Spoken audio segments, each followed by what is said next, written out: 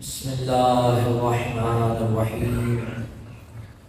الحمد لله رب العالمين، بارئ الخلائق أجمعين، فاطر السماوات والأرضين، باعث الأنبياء والمرسلين، ثم الصلاة والسلام والتحية والإكرام على سيدنا ومولانا أبي القاسم المصطفى محمد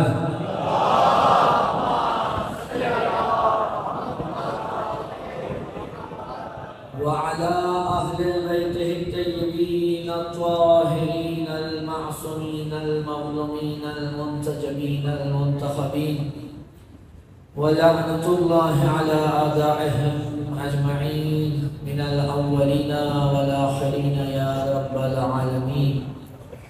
أما بعد، فقد قال سبحانه وتعالى في محكم كتابه المجيد: أعوذ بالله من الشيطان الرجيم، بسم الله الرحمن الرحيم. إن الله اصطفى آدم ونوحا وآل إبراهيم وآل عمران على العالمين. صلوات پڑھیے محمد وآل محمد.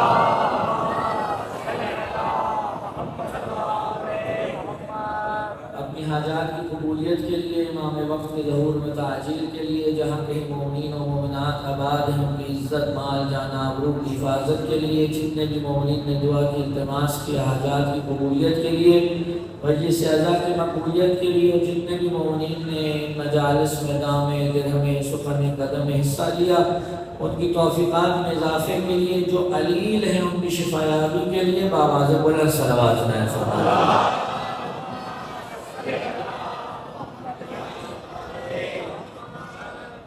یعنی محترم سلسلہ گفتگو کی 8ویں نشست ہے.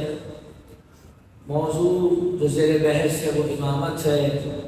کل گفتگو شرائط امامت سے بڑھ کر انتخاب امام کے طریق تک پہنچی تھی کہ وہ کون سے طریقے ہیں جن کے ذریعے سے کسی شخص کو بطور امام منتخب کیا جا سکتا ہے. اور میں نے عرض کیا تھا کہ جو ہمارے غیر ہیں ان کے ہاں 3 طریق پائے جاتے ہیں. ایک طریقہ یہ ہے کہ اس کی بیعت کر لی جائے. دوسرا طریقہ یہ ہے کہ جو پچھلا امام ہو وہ اسے نامزد کر جائے. اور تیسرا یہ ہے کہ اگر 2 امام کہیں ہوں یا دوسرے کو شوق ہو کہ وہ بھی امام بنے، ایک امام کے ہوتے ہوئے دوسرے کو یہ شوق اٹھے کہ وہ امام بنے، تو طریقہ کار دوسرے کے لیے یہ رکھا گیا کہ وہ اٹھے، قیام کرے، حملہ کرے اور پہلے والے کو قتل کر دے تو یہ جو آیا ہے اب یہ امام ہے. اس پہ کل زیادہ گفتگو نہیں ہو سکی تھی. توجہ ہے. واقعاً یہ جو تیسرا جس کو نظریہ استعلا کہتے ہیں، کتابوں میں یہ نظریہ بہت ہی عجیب و غریب ہے. اس کا معنی جانتے ہیں کیا ہے؟ اس کا معنی یہ ہے کہ ابھی ایک امام موجود ہے اور ایک دوسرا اٹھا ہے اور وہ چاہتا ہے کہ یہ امام نہ ہو، میں ہوں. اس کا مطلب یہ ہوا کہ جب تک یہ امام موجود ہے اس کی بیعت کر کے اس کے پیچھے چلنا ضروری اور واجب ہے. اور اگر اس کی معرفت حاصل نہ کی تو جاہلیت کی موت مریں گے.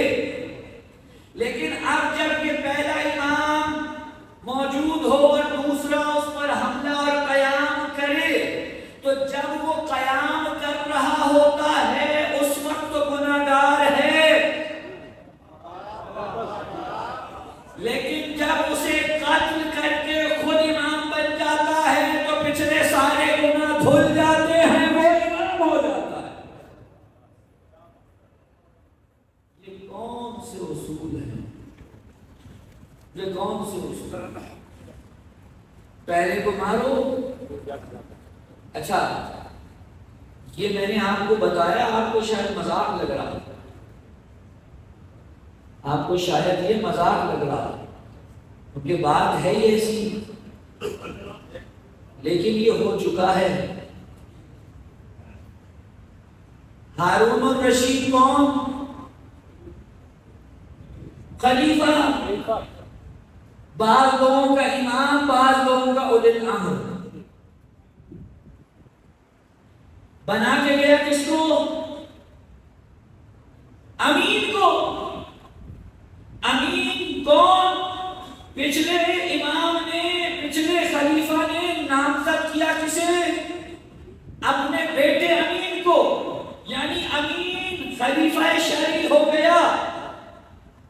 لیکن مامون کو خیال آیا مجھے ملنی چاہیے. کیا ہوا؟ ایک بھائی نے جنگ کر کے دوسرے بھائی کو قتل کیا، اور اب ایک امام کو قتل کرنے والا بھی امام ہو گیا. بھئی توجہ نہیں فرمائی حضرات؟ امام کو قتل کرنے والا بھی امام ہو گیا، خلیفہ کو قتل کرنے والا بھی خلیفہ ہو گیا. اور اس کے دربار میں کئی لوگوں نے بیٹھ کر کہا کہ یہ خلیفہ شرعی رسول خدا ہے. یہ کون سا یہ اصول مرتب ہوئے ہیں. چلے میں کہہ دیتا ہوں، اب انتظامیہ سے میں معذرت بھی چاہ رہا ہوں لیکن یہ کہہ دیتا ہوں، یہ اصول مرتب ہوئے ہیں. تو آج ہم یہاں پڑے ہیں کہ ہمارے سروں پر کیسے کیسے لوگ حکمران بنے ہوئے ہیں.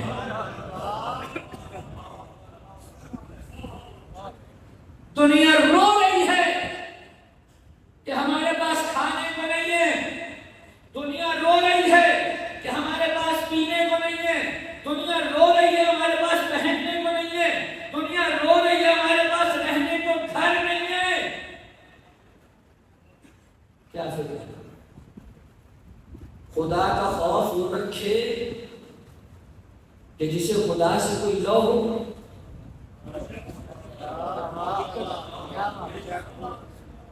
یہاں خدا کا خوف کون رکھے؟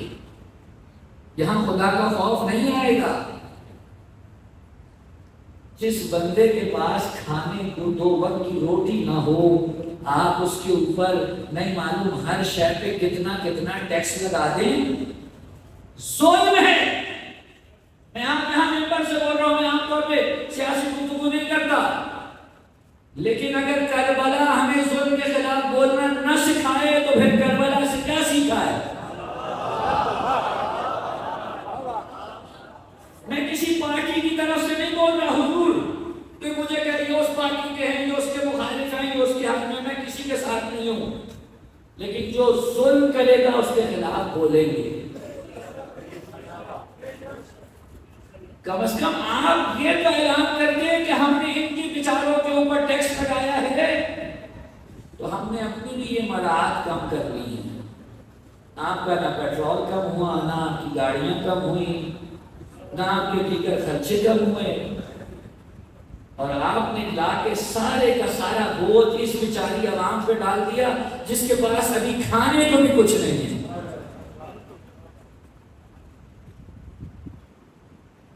واقعہ کربلا سے صرف یہ نہ سیکھ کے جائیے گا کہ مجھے امام حسین پہ گریہ کرنا ہے، یہ بھی سیکھ کے جائیے گا کہ جن مظالم کی وجہ سے حسین پہ گریہ کر رہے ہیں اگر آج آس پاس میں ہو رہے ہیں تو اس کے اوپر بھی کم از کم اور کچھ ہو نہ ہو میری زبان تالو سے نہ لگی رہے.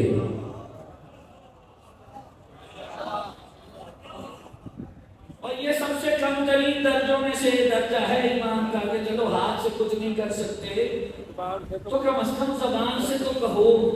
یقین کر لیجئے آپ اس علی کے ماننے والے ہیں جو اپنی کمر پر لاد لاد کر گھروں میں راشن دیا کرتا تھا. آپ اس علی کے ماننے والے ہیں. کربلا میں مسائل نہیں پڑا لیکن سن لیں، کربلا جب ہو چکی سید سجاد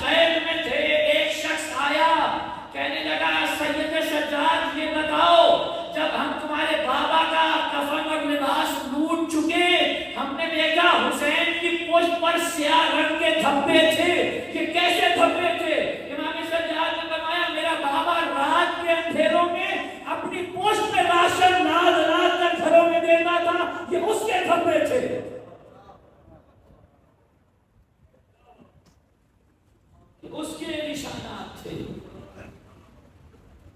بہرحال بات کہاں سے چلی کہاں آ گئی. یہ سارے جو شرائط معین ہوئے اور پھر کہہ دیا کہ جو بھی سر پہ آ کے بیٹھ گئے وہی مدلام رہ گئے.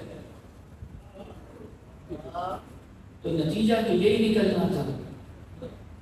اور اب جملہ کہوں جس نے ناراض ہونا ہو جو کچھ آپ صحیح کتابوں میں بطور حدیث نقل کر چکے، اگر کربلا آپ کو نہ ملی ہوتی تو ان کتابوں نے تو یہ کہہ دیا تھا ظالم حکمران جتنا ظلم کرے بس سہتے جاؤ، سہتے جاؤ.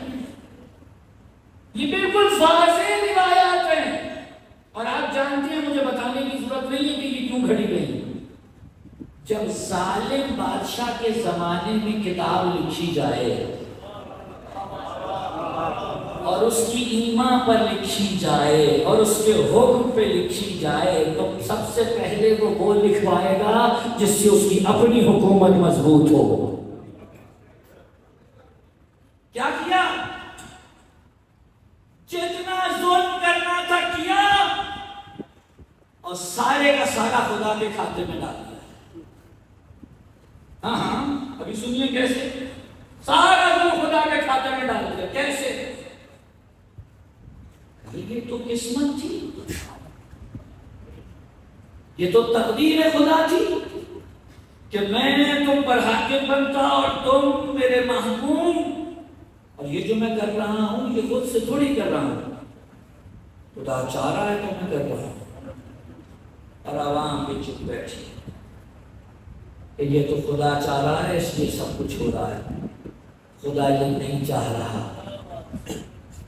تم خدا کی چاہت کو ہی نہ سمجھ سکے. خدا نے انبیاء اس لیے بھیجے تھے،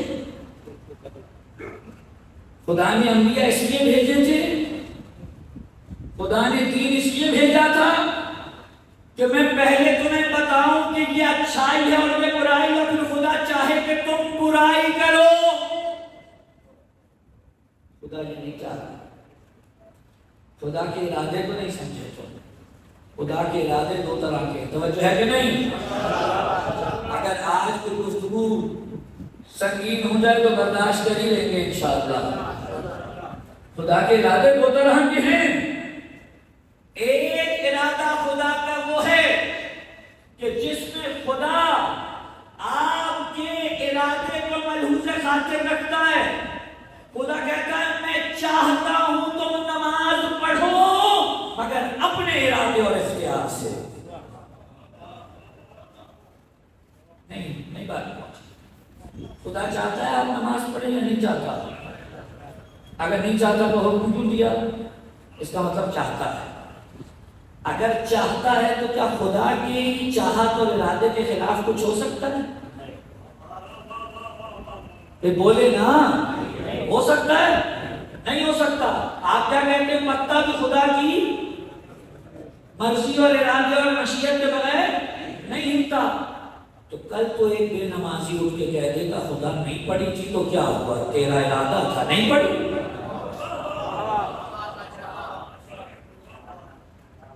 آگے بڑھوں، کل کوئی یزید بھی اٹھ کے کہہ دے گا میں نہیں چاہتی، پروردگار تیرا ارادہ تھا، تو چاہتا تھا، تیرے ارادے کے بغیر میں کچھ ہوتا نہیں، اور میں نے جو کچھ کیا اس میں تیرا ارادہ شامل تھا اور میں نے اس لیے حسین کو قتل کر دیا. جیسے کہہ سکتا ہے یہ؟ بتائیں خدا قبول کرے گا؟ کیوں؟ ابھی تو آپ کہہ رہے ہیں پتہ بھی اس کی جان کے بغیر نہیں ہلتا، تو یزید کا قلم اور یزید کا خنجر اور یزید کی تلوار کیسے ہل گئی؟ معلوم ہو مسلمان آج تک ارادہ پروردگار کو نہیں سمجھے. خدا نے ارادہ کیا تم نماز پڑھو، خدا نے ارادہ کیا تم برائیوں سے رکو، لیکن اپنے اختیار کے ساتھ. خدا نے کہا میں جبر نہیں کروں گا، اگر جبر کروں گا تو پھر سزا کیسی، جزا کیسی. تمہیں اختیار دوں گا، میں بتاؤں گا یہ میرا حکم ہے، اس کے بعد تمہیں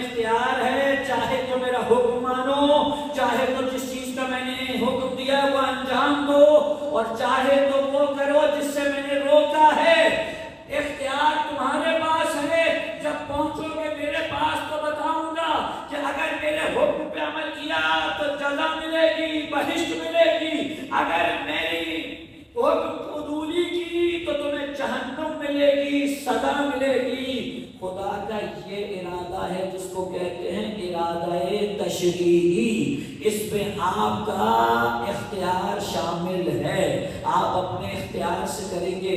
کبھی ایسا ہوا کہ ظہر کی نماز 12:35 پہ ہو اور آپ ٹک سے فوراً سجدے میں گر جائیں؟ ہوتا ہے؟ کیوں نہیں ہوتا؟ جتنے پڑھنے والے ہوتے ہیں اس سے زیادہ وہ ہوتے ہیں جو نہیں پڑھ رہے ہوتے، ایسا ہی ہے۔ اس کا کیا مطلب ہے؟ اس کا مطلب یہ ہے کہ خدا نے اختیار دیا ہے، یہ ارادہ پروردگار ہے۔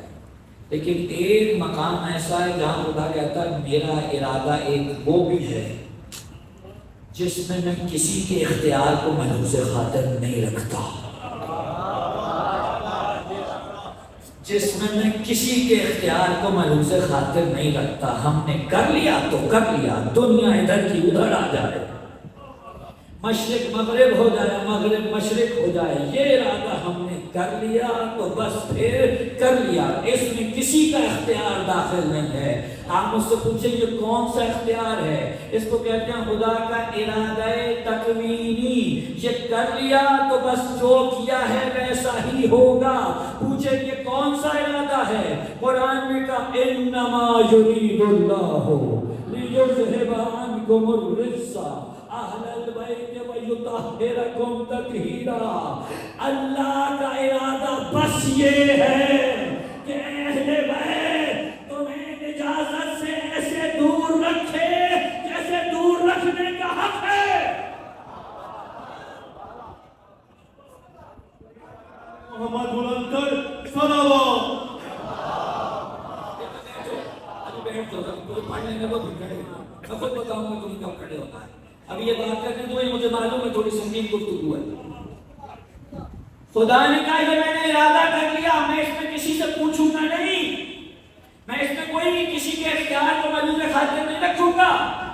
خدا نے کہا موسیٰ میرا ارادہ ہے کہ ہارون تمہارا وصی بنے، یہ میرا ارادہ تکوینی ہے۔ بنی اسرائیل اجماع کر کے کچھ بنا لے، مجھے کچھ لینا دینا نہیں۔ بات نہیں پہنچی حضور، میں پھر لے کے جا رہا ہوں۔ حضرت موسیٰ کے دور میں دو کام ہوئے، دو انتخاب ہوئے۔ ایک اللہ نے انتخاب کیا ہارون کا، اور ایک بنی اسرائیل نے انتخاب کیا 70 لوگوں کا جنہوں نے موسیٰ کے ساتھ جانا تھا۔ جس کا انتخاب خدا نے کیا وہ 40 دن تک ڈٹا رہا، جنہیں بندوں نے بنا کر بھیجا تھا وہ اوپر جاتے ہی بگڑ گئے، ہمیں خدا دکھاؤ۔ سمجھ نہیں رہی بات؟ جب پورا واقعہ پڑھوں، حضرت موسیٰ نے کہا میں اللہ کا نبی ہوں، اللہ مجھ سے بات کرتا ہے، میں کلیم اللہ ہوں۔ بنی اسرائیل نے کہا کیسے مان لیں؟ کہ میں دور پہ اللہ سے بات کرتا ہوں۔ کہا تو ہمیں بھی دکھائیں کیسے بات کرتے ہیں۔ اور اب حضرت موسیٰ 30 دن کے لیے جا رہے ہیں اور اپنی عوام سے کہا بتاؤ بھائی تم میں سے کون کون سب سے اچھے ہیں، ذرا چنے 70 لوگوں کو نکالا کا یہ ہم میں سب سے دی بیسٹ ہے، ان کو آپ لے جائیے۔ اب جب لے کے جانا ہے تو پیچھے کسی کو چھوڑ کے تو جانا ہے بھئی، یہ تو موسیٰ کے ساتھ ہیں، وہ جو پیچھے رہ جائیں گے ان کا کیا کرنا ہے؟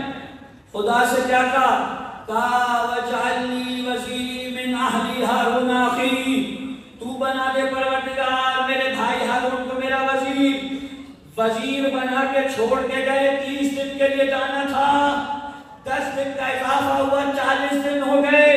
جو پیچھے بیٹھے تھے انہوں نے کہا 30 دن کا کہا 40 ہو گئے، اس کا مطلب موسیٰ گئے۔ اور ہارون کو کہہ رہے ہیں دیکھو انسان بنو، دیکھو شرک نہ کرو۔ اور وہ دنوں میں کیا ہوا؟ گوشالہ بنایا گیا، اس کی پرستش کی گئی۔ توجہ ہے؟ ہارون موسیٰ کے ہوتے ہوئے لوگوں نے گوشالہ بنایا.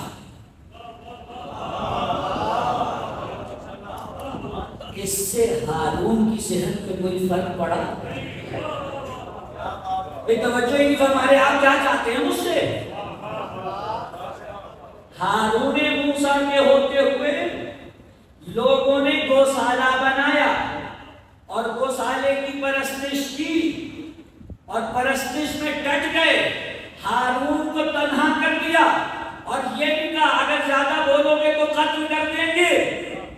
یہ کوئی پہلی دفعہ ہوا تھا تاریخ اسلام میں؟ یہ کوئی پہلی دفعہ ہوا؟ اور وہ جو 70 گئے کے ساتھ اوپر پہنچے کلام ہوا خدا سے تو ہم تو نہیں مانتے. میں نے بات کی ہے خدا سے, ہمیں کیا پتا خدا ہے کہ نہیں, ہم تو جب تک دیکھیں گے نہیں مانیں گے نہیں. آج بھی کچھ ایسے ہیں جو کہتے ہیں دیکھیں گے نہیں تو مانیں گے نہیں. توجہ ہے کہ نہیں؟ جب تک دیکھ نہ لیں مانیں گے نہیں. ان سے پوچھو یہ جو تم نے گناہ کیا کیوں کیا؟ کہ شیطان نے ورغلا دیا تھا. ورغلانے والا دکھائی نہ دے مان لو, ہدایت کرنے والا نہ دکھائی دے اسے نہ مانو.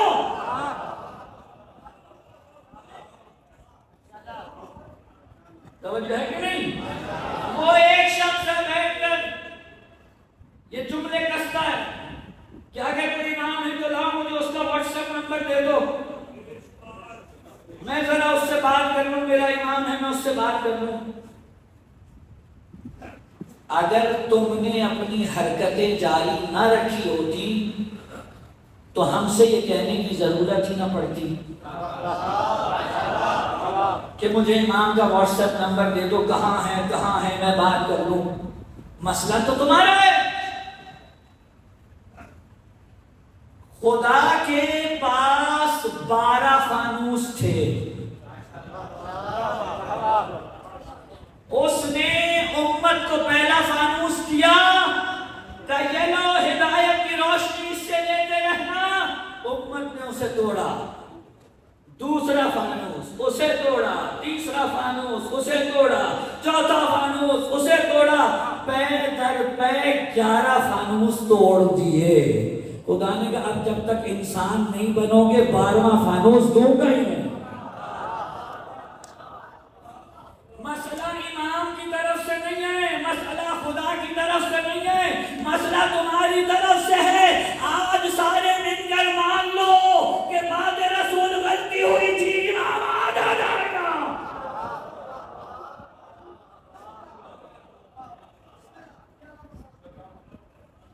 امام کو کیا مسئلہ ہے؟ لیکن آپ رک جائیں.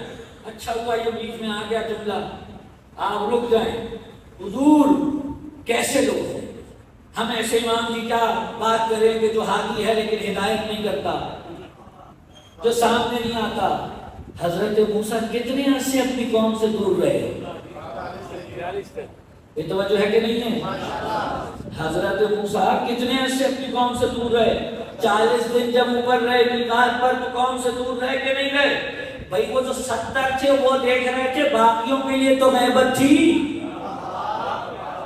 توجہ نہیں فرما رہے اللہ. اور ان 70 کا جو حال ہوا وہ سب جانتے ہیں. اور یہ وہ تھے جو انسانوں کے چنے ہوئے تھے. یہ کون تھے؟ انسانوں کے چنے ہوئے تھے. ہم سے کہتے ہیں یہ کیسے نہیں ہو سکتا, عقلاً درست نہیں. کیا درست نہیں ہے؟ یہ کیسے ہو سکتا ہے رسول تربیت کرے اور اس کے بعد امت اسلامیہ یکسر بدل جائے اور پھر جائے؟ یہ تو رسول کی تربیت میں حق آئے گا. آپ بات کر رہے ہیں رسول کی بات کیسے پھر گئے؟ میں تو آپ کو بتا رہا ہوں رسول کی زندگی میں پھر گئے.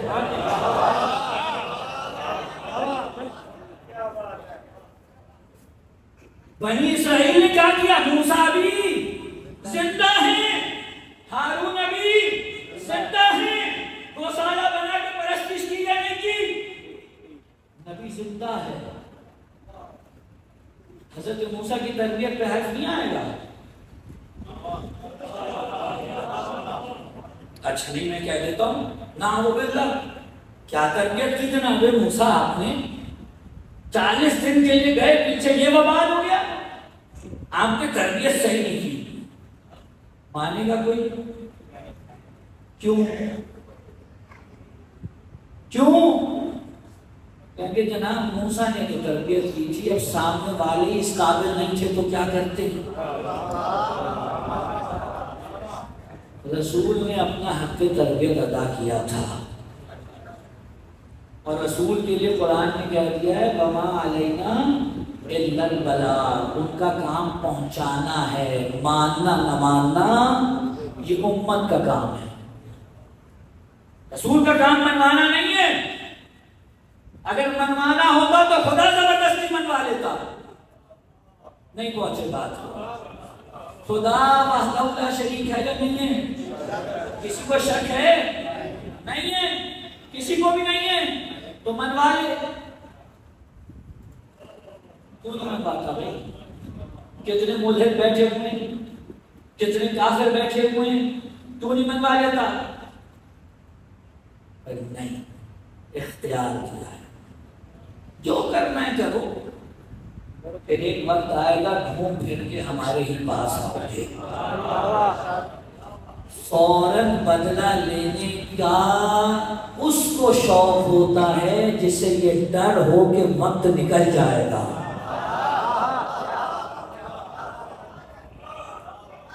جس کو یہ خوف ہو کہ وقت نکل جائے گا وہ کہتا ہے فوراً سے پہلے بدلہ لے لو، جسے اطمینان ہو کہ وقت کہیں نہیں جائے گا، یہ جہان بھی ہمارا ہے، وہ جہان بھی ہمارا۔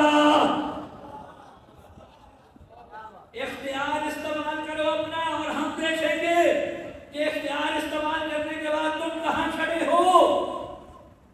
اسے کوئی ڈر نہیں ہے، اسے کوئی مسئلہ نہیں، جب ہوتا ہے انصاف ہو جائے گا۔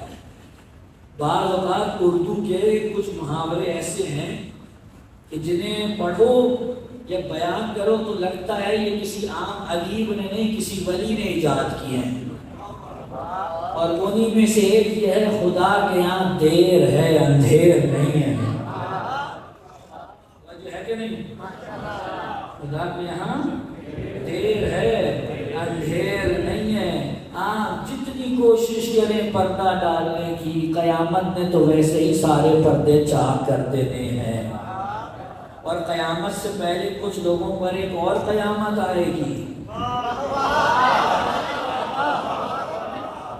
جب علی کا 11واں بیٹا علی کی تلوار لے کر آئے گا تو دنیا کے لیے یہ قیامت سے کم نہیں ہوگی۔ بس فرق اتنا ہے کہ بعض لوگ سمجھ رہے ہوں گے جیسے ہی آئے گا ہم اس کے ساتھ ہو لیں گے، لیکن یہ توفیق سلب ہو گئی ان سے جو پہلے کے ساتھ نہیں ہو سکے، وہ بھاگنے کے ساتھ بھی نہیں ہو سکے۔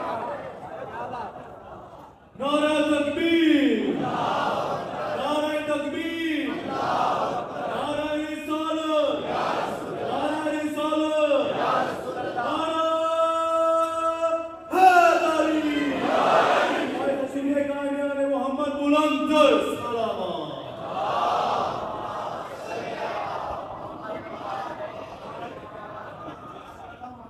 حق علی کا تھا تو لے لیتے علی حق، کیوں لے علی؟ حق علی کا ہے، لیکن علی پہ لینا اس وقت واجب ہے جب امت ساتھ کھڑی ہو، علی پہ واجب نہیں۔ علی نے کس کی ہدایت کرنی ہے بھائی؟ اپنی امت کی۔ امت چھوڑ کے بیٹھ جائے تو جیسے ہارون نے کہا میری بات مانو، نہیں مانی، ہارون بیٹھ گئے، علی پہ واجب نہیں تلوار اٹھائیں۔ کیوں اٹھائیں؟ جاؤ کام کرو اور دیکھتے ہیں تم کیا کرو گے، اور جانے دو جہاں جاتی ہے۔ یہ ظاہری حکومت کے پیچھے وہ دوڑے جس نے حکومت سے کچھ بنانا ہو، جس نے حکومت سے کچھ بنانا ہو، ضروری نہیں ہے کہ محلات ہی بنائے، کچھ لوگ نام بھی بناتے ہیں، اور آپ دیکھ لیں تاریخ میں نام بنا گئے۔ کچھ لوگ فقط نام بھی بناتے ہیں، ضروری نہیں کہ محلات ہی کھڑے کریں۔ اور علی کو کیا پڑی ہے؟ جس کا نام ہی علی ہو۔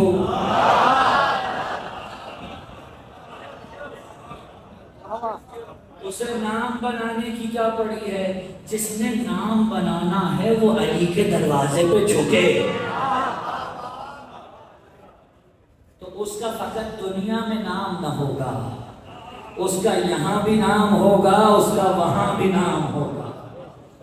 کیوں علی کسی سے زبردستی منوائے؟ علی نہیں منوائیں گے زبردستی۔ کیوں علی کسی کو زبردستی کہیں مجھے آ کے مانو؟ نہیں منوائیں گے، نہ زبردستی لیں گے، کیونکہ علی جانتے ہیں مصلحت نہیں۔ وہ آگے آپ نے بہت دفعہ سنا ہے، دو عورتیں لڑتی ہوئی آ گئی اور کہا ایک کہہ رہی میرا ہے اور دوسری کہہ رہی ہے میرا ہے، اور علی نے کہا لاؤ کمبر تلوار دو حصے کرو، اور ایک اسے اور ایک اسے دے دو، تو جو اصلی والی تھی وہ دستبردار ہوئی، اور پیچھے ہٹ کے فوراً کہا جہاں بھی رہے جیتا رہے،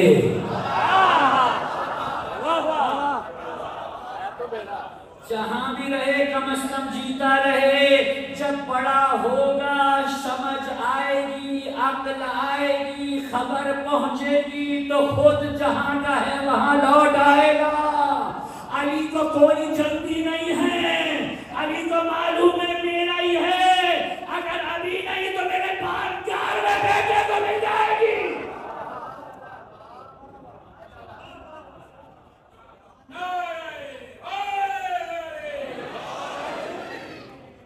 علی کو پتا ہے گھوم پھر کے اس نے کہاں آنا ہے، اور یہ وہ مقام ہوگا کہ جہاں کسی کی سنی نہیں جائے گی۔ یہ خدا کا ارادہ تکوینی ہے، جو کرنا کر لو، بعد میں خدا بتائے گا ہم کیا کریں گے۔ آیت نے قرآن کہہ دیا یہ چاہتے ہیں کہ نور خدا کو اپنی پھونکوں سے بجھا دیں، اور انہیں کیا معلوم کہ خدا تو اپنے نور کو کامل کر کے رہے گا۔ دیر ہے، اندھیر نہیں ہے۔ ذرا 2 لمحے کے لیے سوچئے تو صحیح، کتنا کرم ہے آپ پر امام کا، ہر مشکل کو سہ جاتے ہیں یہ عقیدہ رکھتے ہوئے کہ بے وارث نہیں ہوں۔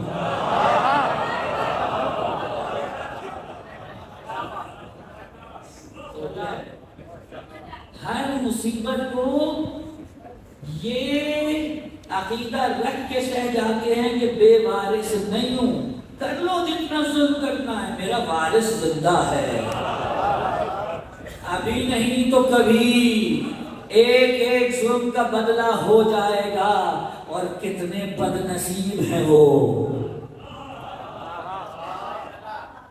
کہ جنہیں قیامت میں خدا کہے گا امام کے ساتھ آؤ، اور وہ منہ چھپاتے پھر رہے ہوں گے، ارے کس کے پیچھے چلے، کس کے پیچھے چلے، کس کے پیچھے چلے؟ دنیا کو ایک امام نہ ملتا ہوگا، ہمارے سامنے 12 کھڑے ہوں گے۔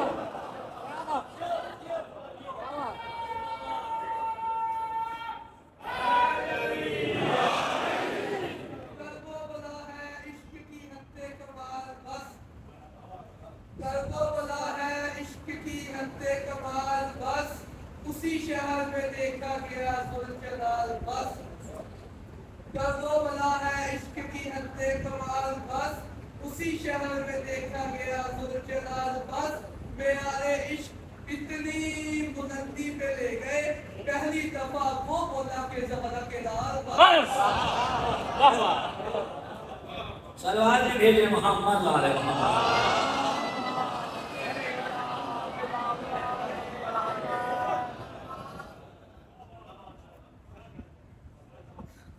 12 آپ کے آگے چل رہے ہوں گے،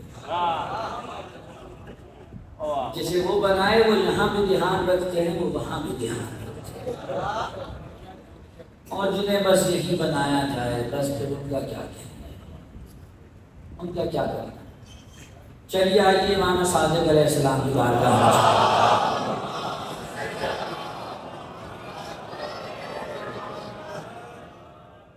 روایت عجیب ہے، سنیے گا حضور کام آ جائے گی۔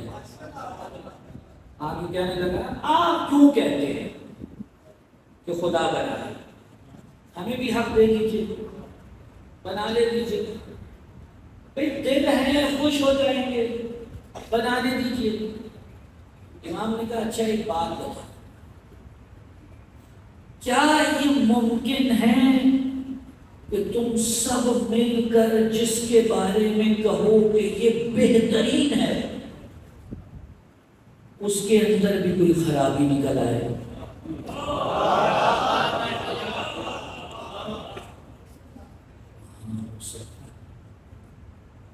ہم سب مل کر کسی کو نکالیں چن کر اور اس میں کوئی خرابی نکل آئے، تو بس یہی وجہ ہے ہم کہتے ہیں خدا بنائے۔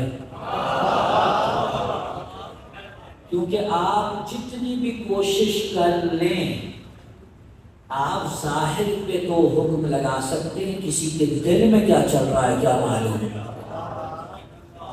اور امام اگر کسی ایسے کو لا کے بنا دیا کہ جس کے دل کا حال پتہ ہی نہیں تھا، شروع میں اس نے کہا چلیے بلا تشبیہ عرض کرتا ہوں، جب اب کیا کروں دوسری دفعہ ادھر جانا پڑ رہا ہے، مثال کے لیے جا رہا ہوں، جب الیکشن آتے ہیں تو کیا کیا تقریریں ہوتی ہیں اور کیا کیا آپ کو وعدے دیے جاتے ہیں، اور دنیا ہمارے تو ویسے ہی ماشاءاللہ پاکستانیوں کا حافظہ کمزور، یہی وعدے تو ہے نہیں، پچھلے بار دہرائے گئے تھے پھر دہرائے گئے، ہم نے کہا نہیں اب کی دفعہ صحیح کہنا ہے، اور ہم نے کہا جاؤ جا کر ووٹ ڈال دو۔ یہاں ووٹ ڈالا اور وہاں اصل روپ دکھا، تم کون ہو؟ 5 سال بعد آنا، کتنا یقین تھا اب کی دفعہ یہ سنبھال لے گا، لیکن اس نے کہا تمہاری امیدیں میں رکھ لوں یہ ہو سکتا ہے؟ سب کا یہی حال ہے، سب کا یہی حال ہے، تمہاری امیدوں کو ہم چکنا چور کریں گے۔ اتنی امیدوں کے باوجود جسے چنا وہ ایسا نکلا، وہ یہ تو چھوٹی موٹی حکومت کی بات ہے، امام چننا ہے۔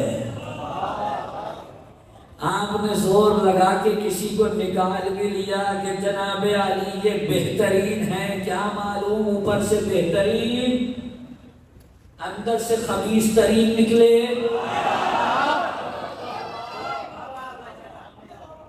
توجہ ہے کہ نہیں؟ اندر باہر سے کوئی بھی بہترین ہو، اندر سے اس نے کیا پڑھا ہے کسی کو کیا معلوم، لیکن اگر خدا بنائے تو خدا نے تو ایسا عکسہ لگایا ہوا ہے کہ جس میں نہ فقط ماضی دکھائی دیتا ہے، نہ فقط حال دکھائی دیتا ہے، بلکہ مستقبل بھی دکھائی دیتا ہے۔ جس کے یہاں ذرا شائبہ ہو خدا اس کو بناتا ہی نہیں ہے۔ خدا کے علم میں تو نہیں ہے نا کسی کو سوال، یا ہے؟ اور جسے خدا نے بنایا، اللہ اکبر، انما ولیکم اللہ ورسولہ والذین آمنوا الذین یقیمون الصلاة ویؤتون الزکاة وهم راکعون۔ تمہارا ولی اللہ ہے، تمہارا ولی رسول ہے، تمہارا ولی وہ ہے کہ جو صاحب ایمان ہے اور حالت رکوع میں زکوٰۃ دیتا ہے۔ میں نے ترجمہ غلط کیا ہے، آپ نے ہاتھ اٹھا دیا، میں نے ترجمہ غلط کیا تو جو ہے میں نے کیا ترجمہ کیا؟ تمہارا ولی اور کیا کیا؟ میں نے یہ نہیں کہا، لیکن تمہارا ولی اللہ ہے، تمہارا ولی رسول ہے، اور تمہارا ولی علی ہے۔ یہ جو میں نے 3 دفعہ ولی بولا، آیت میں ایک ہی ولی ہے۔ چلیے اب اگر دیر ہوئی تو مجھے مت کہیے گا، آیت میں ایک ولی ہے، توجہ ہے، انما ولیکم اللہ، بے شک تمہارا ولی اور اس کا رسول، اور جو حالت رکوع میں، ٹھیک ہو گیا؟ لفظ ولی ایک ہے، ولایت بھی ایک ہے، نہیں بات نہیں پہنچی، ولی ایک ہے، ولایت ایک ہے، ولی کون ہے؟ بس اللہ، اللہ هو الولی، قرآن کی آیت، بس اللہ ہی ولی ہے، بس اللہ ولی ہے، اللہ کے سوا کوئی ولی ہو ہی نہیں سکتا۔ اصل کسی کو کوئی مجاز ہی نہیں ہے کہ خدا کے سوا کوئی ولی ہو، بس وہی ولی ہے، اور بس کوئی اور ولی ہو ہی نہیں سکتا۔ کیوں؟ ولی وہی ہے جس نے پیدا کیا ہے، ولی وہ ہے جو خالق ہے، ولی وہ ہے جو مالک ہے، تو بس ولی وہی ہے۔ ولی کون؟ یعنی جو آپ پر آپ سے زیادہ حق تصرف رکھتا ہو، نہیں بات نہیں پہنچ رہی، جو آپ پر آپ سے زیادہ حق تصرف رکھتا ہو، وہ کون رکھ سکتا ہے؟ میرے پاس یہ رومال ہے، میں نے اس کو خریدا ہے، تو اب میں کون ہوا؟ اس کا مالک، توجہ ہے کہ نہیں؟ میں کون ہوں؟ اس کا مالک۔ اب میں چاہوں تو یہ رومال کچھ پیسوں میں کسی کو بیچ دوں، یا چاہوں تو ویسے ہی کسی کو دے دوں، چونکہ یہ میری ملکیت ہے۔ تمام مخلوق کس کی ملکیت؟ تو بس پھر حق تصرف بھی وہی رکھتا ہے، جیسے میں اس میں حق تصرف رکھتا ہوں جسے چاہے دوں۔ پوری کائنات پر بس ایک ہے جو حق تصرف رکھتا ہے، وہ پروردگار ہے، اس کے سوا کوئی ولی نہیں ہے، بس وہ ولی ہے۔ اور اس نے کیا کہا؟ کہا میں ولی ہوں،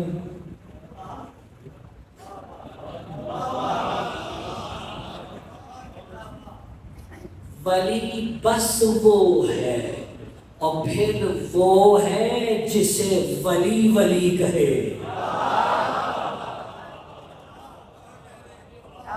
نہیں بات نہیں پہنچی، جسے ولی ولی کہے وہ ولی ہے۔ لیکن یہ مت سمجھیے گا کہ ایک ولی وہ ہے اور ایک رسول ہے اور ایک علی ہے، نہیں، یہ تینوں ایک ولایت رکھتے ہیں۔ میں عرض کرتا ہوں قرآن میں لفظ ولی ایک ہے، قرآن کے پاس کوئی کم لفظ نہیں تھے۔ اگر 3 الگ الگ لفظ ہوتے تو الگ الگ ولایتیں ہوتی، اور اگر الگ الگ ولایتیں ہوتی تو کوئی کہہ سکتا تھا چلو پہلی تو مانی،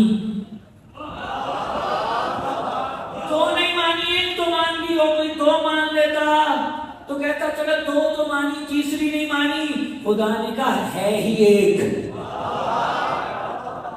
ہے ہی ایک، تو بقیہ دوسری کیا ہے؟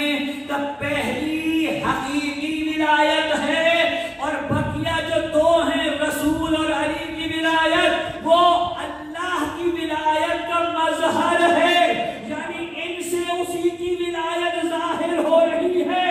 اب جو رسول کی ولایت مانے اس نے رسول کی نہیں اللہ کی مانی ہے، اور جو علی کی ولایت ٹھکرا دے اس نے علی کی نہیں اللہ کی ولایت ٹھکرائی۔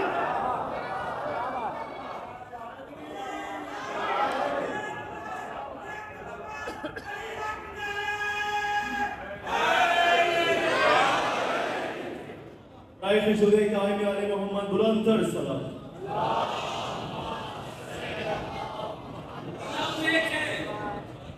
लफ्ज़ एक है। दुनिया अगर हमसे कह रही है इमामत इतनी अहमियत की हामिल होती तो खुदा नाम ले लेता। खुदा ने किसका नाम लिया कुरान में? जो गुजर चुके थे। तो जो है कि नहीं? एक जैद के अलावा किसका नाम लिया? किसी का नहीं। और जैद का भी नाम वहां लिया जो ऐसा मसला था कि जिसके अंदर नाम लिया जाए या ना लिया जाए कोई अहमियत का हामिल नहीं है नाम आना। अब ये तो एक अलग बहस हो जाएगी उन्होंने कुरान की बहारत तो जो है जैद का नाम ले लिया। इमामत का क्यों नहीं तस्करा किया कुरान में? ये जो विलायत है ये और क्या है? जो विलायत का तस्करा हो रहा है ये और क्या है? चलिए छोड़िए हुजूर, मैं यूं आ जाता हूँ। अली की विलायत का तस्करा नहीं है? नहीं है। तो बाकी किसी की खिलाफत का दिखा दीजिए।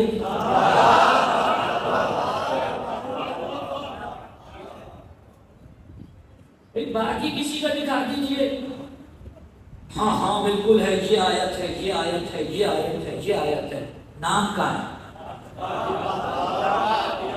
नहीं, आप मेरे साथ नहीं हैं।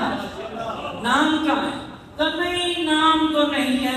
हदीस में आया है ना कि ये आयत उनके लिए, रिवायत में आया है ना ये आयत उनके लिए। तो हम भी तो ये कह रहे हैं। कुरान नाम नहीं लेता, सिफत बयान करता है। सिफत बयान हो तो फिर बस एक ही है जिसमें वो सिफत है। नाम बयान हो तो नामों वाले बाद में बहुत से पैदा हो सकते हैं, सिफत वाला नहीं आ सकता। कुरान ने सिफत बयान की, नाम नहीं दिया। और अब जब रिवायत में कह दिया कि जिसने हालत रुकू में ज़कात दी थी वो अली इब्न अबी तालिब है, तो इतनी बात तो तय हो गई कि जब रसूल मौजूद थे उस वक्त 3 ही थे जो अली थे, बाकी बात की पैदावार है।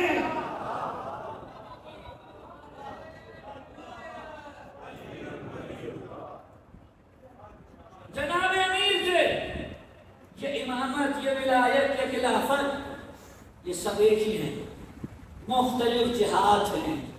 अगर रसूल के बाद आने के उन्वान से देखें तो खलीफा, अगर उम्मत के आगे आगे चलने के उन्वान से देखें तो इमाम, अगर हक के तसर्रुफ के उन्वान से देखें तो वली। तो जो है कि नहीं है? ये कोई जुदा जुदा नहीं है, ये एक ही है। खुदा ने क्या कहा? मैं, रसूल, अली। रिवायत ने आगे बताया यहां मुराद कौन है? अली। अली ने क्या किया? अंगूठी ज़कात में दी। बड़े एतराज़ात है, वक्त नहीं रहा, बस मैंने वक्त में गुंजाइश नहीं, गुफ्तगू समेट रहा हूं। बड़े एतराज़ है, लेकिन अब सुनिए। अली ने हालत रुकू में अंगूठी दी तो कुछ लोगों ने देखा अंगूठियां दी जाएं, आयतें आती हैं। उन्होंने कहा लो भाई एक और तरीका तो मिला, और वो खड़े हुए और बाहर कह के आए नमाज शुरू करें तो आ जाना। और यहाँ रुकू में खड़े हुए और पीछे से बंदा आया, बेचारे ने 40 अंगूठियां थी। आयत तो दूर की बात, एक जेर जबर भी ना उतरी। 40 नहीं उतरी। क्यों भाई? खुदा अंगूठी की वजह से आयत नहीं उतारता। तुम हजारों दे दो अंगूठियां, अंगूठी की वजह से आयत नहीं उतारता, उस खुलूस की वजह से उतारता है जो दिल में मौजूद हो। ऐसे ही उतर जाएगी आयत। आयत को इतनी सस्ती रखी है, शान में इतनी आसानी से नहीं उतरती।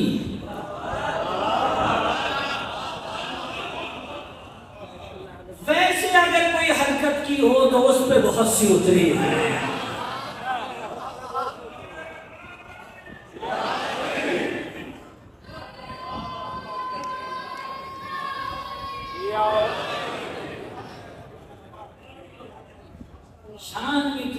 آسانی سے نہیں اترتی، شان میں اتارنے کے لیے آیت کے ساتھ ہم سنخ ہونا ضروری ہے، تب آخر آیت بتاتی ہے کہ رتبہ کیا ہے۔ باقی آپ جو چاہے مرضی کرتے رہیں، قرآن کے پتہ نہیں ادھر ہی کی مجلسوں میں بات ہوئی ہے، یہ کہیں اب اتنی مجلسیں پڑھ رہے ہیں یہ بھی یاد نہیں رہتا کہ ادھر بات ہوئی ہے کہ ادھر بات ہوئی ہے۔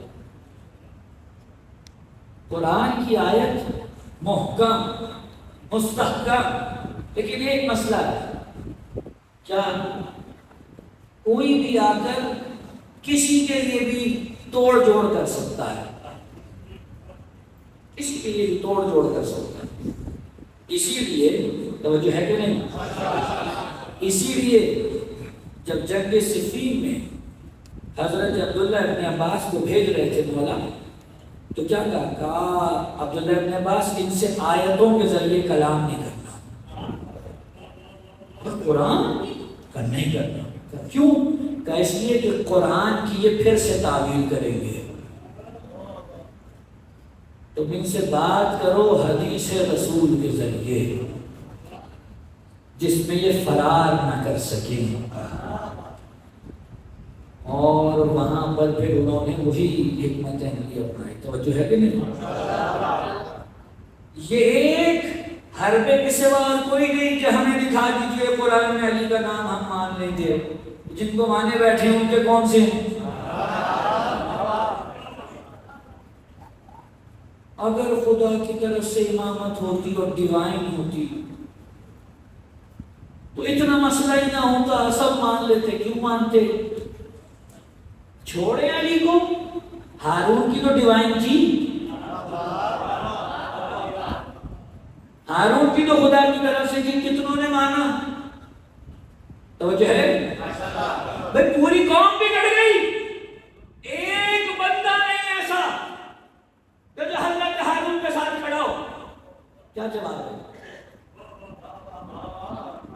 اور عجیب عجیب لوگ آ گئے اس جہان میں، پتہ نہیں کیا محرم شروع ہوتا ہے تو لوگوں کو جیسے کہ وہ تیار بیٹھے ہوتے ہیں، پورا سال تیاری کرتے ہیں بیچارے کہ محرم شروع ہو تو ہم کچھ کریں۔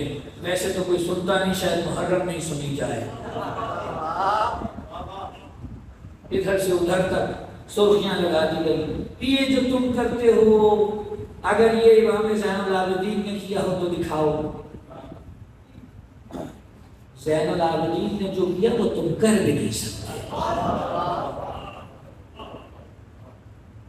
جو زین العابدین نے کیا وہ اگر آپ کر سکتے تو آپ پھر اس صف میں ہوتے جو عزاداروں کی صف اولا ہے، جس میں کہیں امام سجاد ہیں تو کہیں امام باقر ہیں تو کہیں امام جعفر صادق ہیں، کہیں امام رضا علیہ السلام۔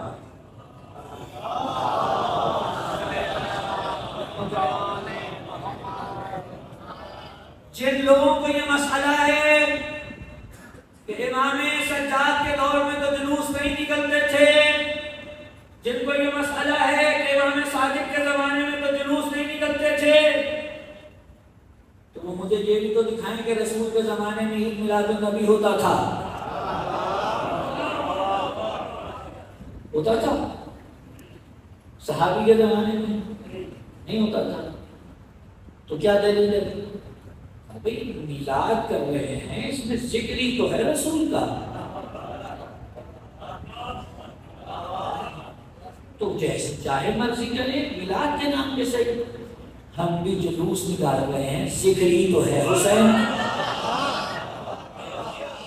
جس کو تکلیف ہے وہ اپنے آپ کو ٹٹولے، کہیں اندر یزید تو کنڈلی مارے نہیں بیٹھا۔ ہم نے تو کیا دھوپ میں ماتم حسین کا، ہم نے تو کیا دھوپ میں ماتم حسین کا، سائے میں بیٹھے بیٹھے کئی لوگ کرتے ہیں، اماموں کا رسول کو سلام بلندہ صلوات۔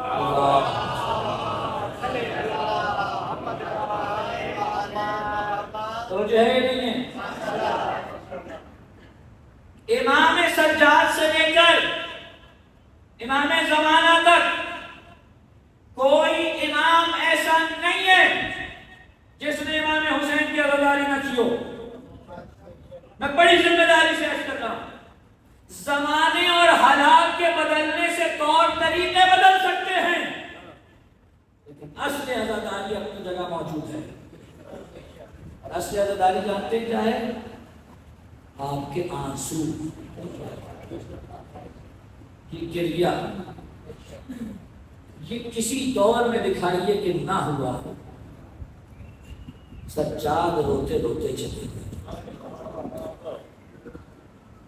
باقر و صادق علیہ السلام روتے روتے چلے گئے، اپنے ہر غم میں حسین کے غم کو یاد رکھا۔ کس موقع پر میرے مولا نے نہیں کہا رو رو، اور اگر کوئی رو رہا ہے تو اس پر بھی اکتفا نہیں ہے۔ چھٹے امام کے سامنے بیٹھ کر مرثیہ خوانی ہو رہی ہے امام حسین کی، اور صحابی بیٹھ کے گریہ ازاری کر رہا ہے۔ امام نے کہا تم رو نہیں رہے؟ رومال دکھایا، کہا میرا تو رومال آنسو سے تر ہے۔ کہا نہیں، ایسے نہیں، ایسے رو جیسے جوان بیٹے کے مرنے پہ ماں روتی ہے۔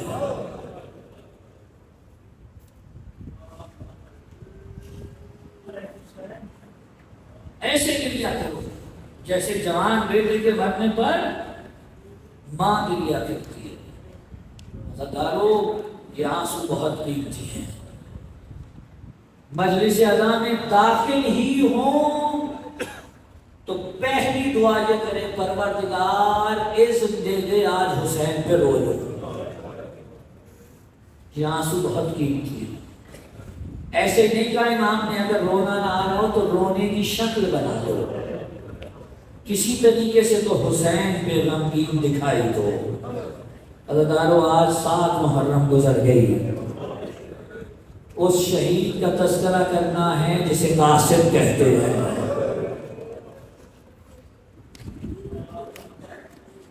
امام حسن کا چشم و چراغ، جب امام حسن دنیا سے رخصت ہوئے 2.5 سال کے تھے یا 3 سال کے۔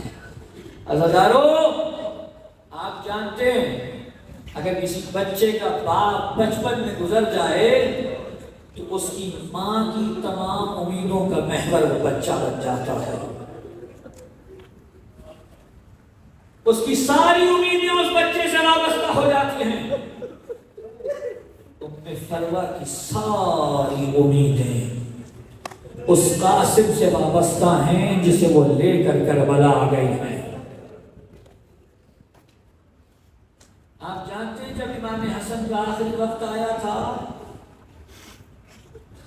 عجیب ہے روایت، جب مولا کو زہر دیا نا تو جانتے ہیں کون سا زہر تھا؟ جس حکیم سے منگوایا گیا تھا اسے یہ کہہ کر کہا، منگوایا تھا کہ ایسا زہر دو جس سے بچنے کا کوئی چانس نہ ہو، اور جس مقدار میں منگایا تھا اس حکیم نے کہا تھا اس مقدار میں زہر اگر دریا میں ڈالو تو مچھلیاں مر کے باہر آ جائیں گی۔ وہ زہر میرے مولا کو دیا، کس حالت میں مجھے نہیں پتا، یہ روایت آپ نے سنی کہ نہیں سنی، سن لیجیے۔ جب میرے مولا نے زہر پیا ہے، میرے مولا روزے سے تھے، روزے سے تھے میرے مولا۔ یہاں زہر حلق سے نیچے اترا، وہاں کلیجہ کٹنا شروع ہوا،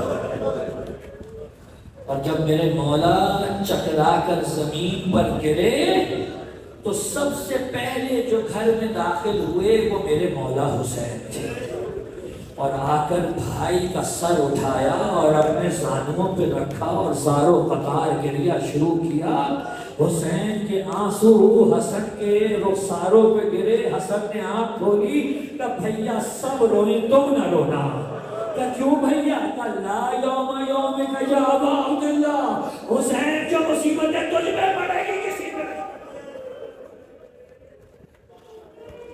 بھیا جو مصیبتیں تجھ میں پڑے گی وہ کسی میں نہیں پڑے گی۔ جیسے کہہ رہے ہو اے میرے بھیا حسین، ابھی تو تو نے میرا سر اپنی آغوش میں رکھ لیا،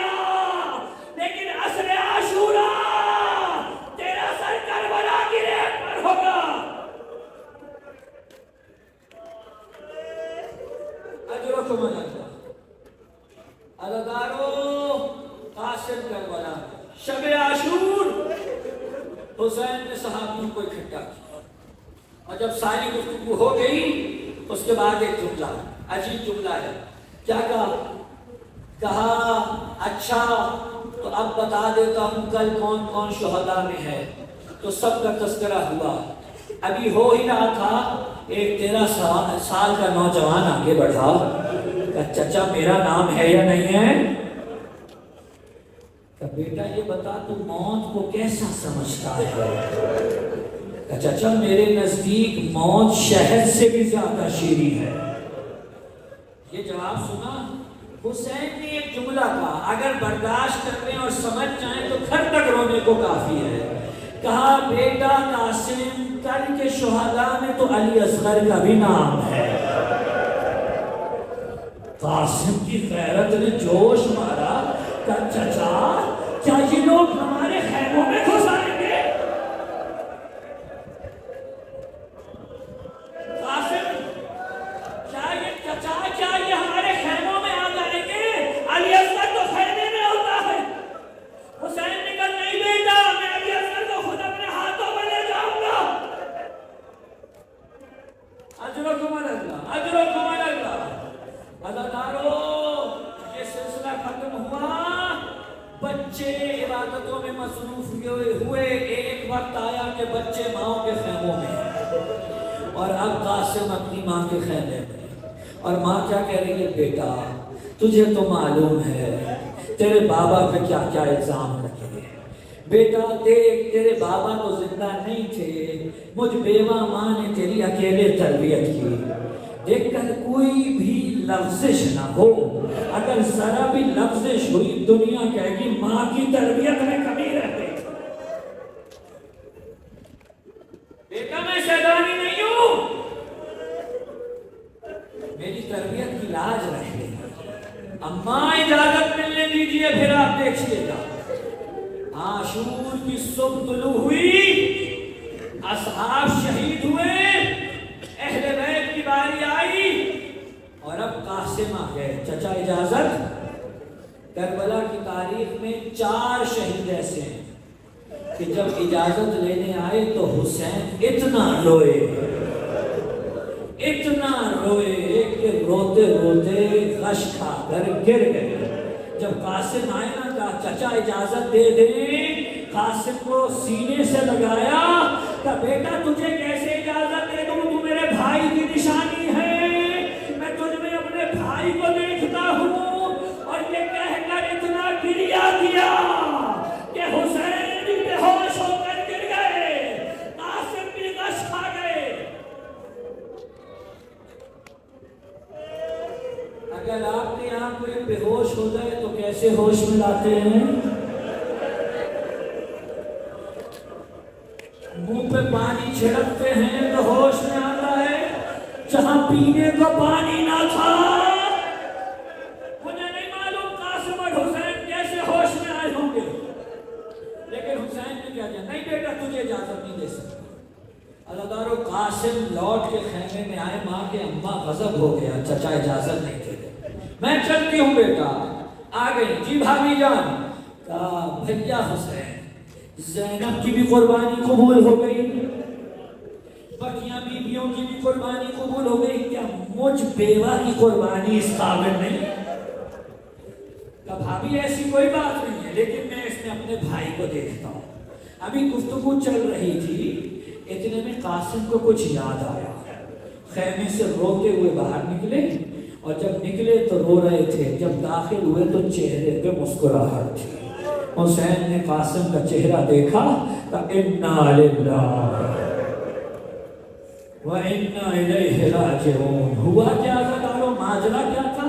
جب میرے آقا حسن اپنے کلیجے کے ٹکڑے نکال چکے، آخری وقت تھا کہ فرمایا میرے بچے کو میرے سینے پہ لٹا دو۔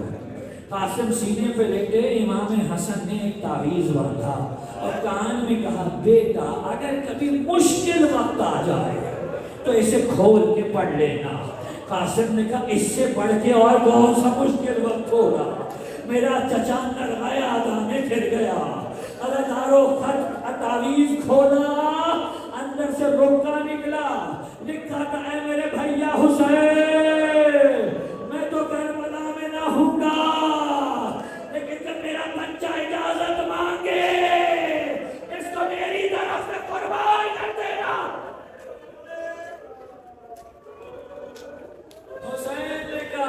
بیٹا یہ تو میرے بھی امام کا حکم، حسین پہ حجت تمام، جاؤ بیٹا اجازت دی۔ مقتل کی روایت سن لیں، مقتل کی روایت سن لیں، کیا ہوا؟ حسین نے بڑی کوشش کی کہ کوئی ذرا قاسم کے بدن پہ پوری آ جائے، لیکن کوئی ذرا قاسم کے بدن پہ پوری نہیں آئی۔ کہتے ہیں اتنے گل بدن تھے جہاں بھی لوہا لگتا تھا بدن سرخ ہو جاتا تھا۔ قاسم ایک کرتے میں میدان میں اترے اور اب سامنے جو کھڑے تھے لشکر اعداء والے ایک دوسرے کے کان میں چہم گوئیاں کرنے لگے، ارے کیا خوبصورت جوان ہے، ارے اسے کون مارے گا، اس کا داغ اس کی ماں کیسے سہے گی، ارے ہم تو اسے نہ ماریں گے۔ حمید ابن مسلم کہتا ہے میں نے دیکھا ایک 13 سال کا خوبرو نوجوان نکلا، اس نے کرتا پہنا تھا، اس کے ایک جوتے کا تسمہ ٹوٹا ہوا تھا، وہ میدان میں آیا اور اس نے رجز بڑھا، جو جانتا ہے وہ جانتا ہے، جو نہیں جانتا وہ جان لے، میں حسن کا بیٹا قاسم ہوں، میں علی کا پوتا قاسم ہوں۔ اور یہ کہہ کر قاسم نے حملہ کیا، ایسا حملہ کہ فوج پسپا ہو گئی۔ اور اب سامنے ایک ارزت شامی نامی پہلوان ہے، اس نے کہا میرے بیٹوں سے جنگ کرو، ایک بیٹا، دوسرا بیٹا، تیسرا بیٹا، چوتھا بیٹا، چاروں کے چاروں کو قاسم نے فنار کیا۔ جب اپنے سامنے اپنے بیٹوں کو لہو اور خاک میں تڑپتا ہوا دیکھا نا، دیوانہ ہو گیا، کہا مجھ سے جنگ کرو۔ وہاں وہ پہلوان نکلا، یہاں حسین نے سر سجدے میں رکھا، کہا پروردگارا مجھے اپنے بچے کی شجاعت پہ شک نہیں ہے، لیکن مالک وہ 3 دن کا سیب، میرا بچہ 3 دن کا بھوکا پیاسا، پروردگار نصرت عنایت فرما۔ یہاں حسین نے دعا کی، وہاں قاسم نے اسے فنار کیا۔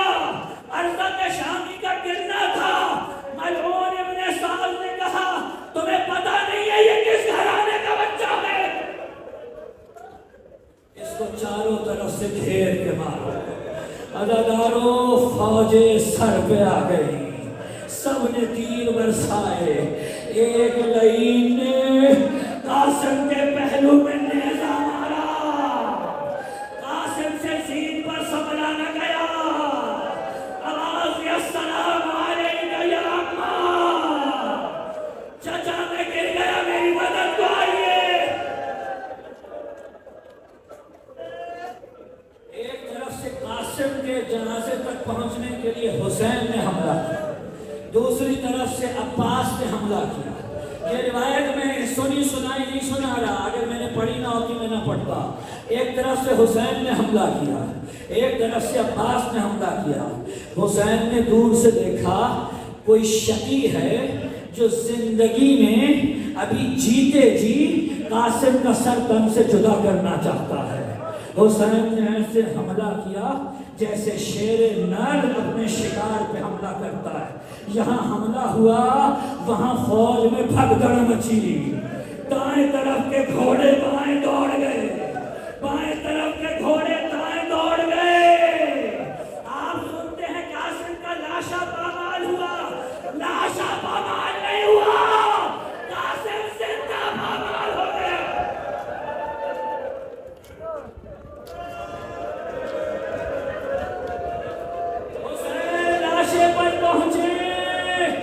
اور پہنچنے کے بعد ایک مرتبہ انہیں چہرہ قاسم کے چہرے پہ رکھا، کہے قاسم تیرے چچا پہ بڑا سخت ہے، تو مدد کے لیے پکارے، لیکن چچا اس وقت آئے جب تجھے کسی مدد کی ضرورت نہ ہو۔ آپ سنتے ہیں حسین نے قاسم کا لاشا گٹھلی میں باندھا، نہیں ایسا کچھ نہیں کیا جاتا، ایسا نہیں ہے کچھ، میں بتاتا ہوں کیا ہوا، میں بڑی ذمہ داری سے عرض کر رہا ہوں۔ جانتے ہیں کیا ہوا؟ قاسم کے لاشے پہ جب گھوڑے دوڑے تو جو پور تھے، جو جوڑ تھے، ہر جوڑ دوسرے سے کھل گئے، جوڑ کھل گیا. حسین نے لاشا اٹھایا, سینے سے لگایا حسین نے لاشا, لیکن لاشا اتنا طویل ہو گیا کہ